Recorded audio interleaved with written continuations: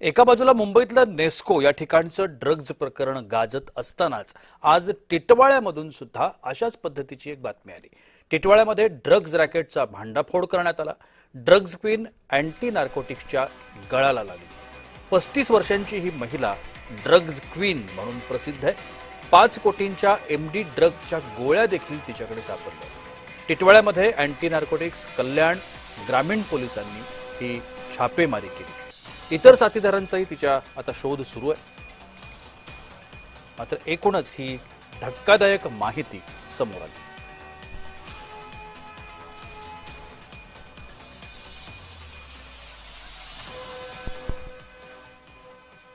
आपण या सगळ्या संदर्भात अधिक माहिती जाणून घेण्याचा प्रयत्न करूया। आमचे प्रतिनिधी किशोर पगारे माझ्यासोबत आहेत। किशोर, आता एकीकडे नेस्को सेंटरची बातमी आली, त्यांची चर्चा सुरू होती, त्यावर कारवाई सुरू होती, आणि आता ही टिटवाळ्यातली बातमी। ट्रकचं हे रॅकेट टिटवाळ्यामधलं आणि नेस्को सेंटरची पार्टी याचं काही कनेक्शन आहे? याच्या संदर्भातली काही माहिती मिळते?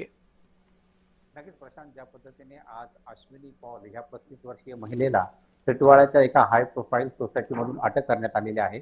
या महिलेचे रॅकेट जे आहे, हे ड्रग्ज रॅकेट, याच्याशी संबंध आहेत।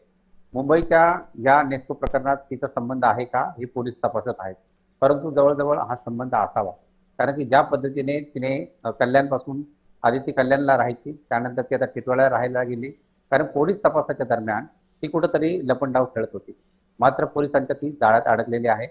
आज सकाळी कल्याण ग्रामीण पोलीस आणि त्यानंतर मुंबई पोलीस याच्या अंतर्गत पहाटे टिटवाळ्यात कारवाई करण्यात आली। तिला अटक करण्यात आलेली आहे एका हाय प्रोफाईल सोसायटीमधून। जवळजवळ 4506 या ड्रग्जच्या एमडी गोळ्या या तिच्या साठ्यात तिच्या घरात भेटलेल्या आहेत। त्याची किंमत बाजार भावामध्ये 5 कोटी आहे। एकंदरीत किती मोठं रॅकेट किंवा किती मोठा एक तरुणांना एक बर्बाद करण्यासाठी कशा प्रकारची एक षडयंत्रणा किंवा कशा प्रकारचं एक जाळं हे तरुणांभोवती गोवलं जातंय हे दिसतंय। आणि सगळ्यात महत्त्वाचं म्हणजे कुठेतरी हे संपावं याकरता पोलीस त्यांच्या परीने कसोशीने प्रयत्न करतात आणि सगळं रॅकेट किंवा ही तस्करी जी आहे ती थांबवावी हे असं समाज माध्यमातून पुढे येत आहे। परंतु अश्विनी पॉलला पकडल्यानंतर आता हे इतकं स्पष्ट झालेलं आहे। अश्विनी पॉलची माहिती घेतली तर अश्विनी पॉलचे 2 लग्न झालेले आहेत।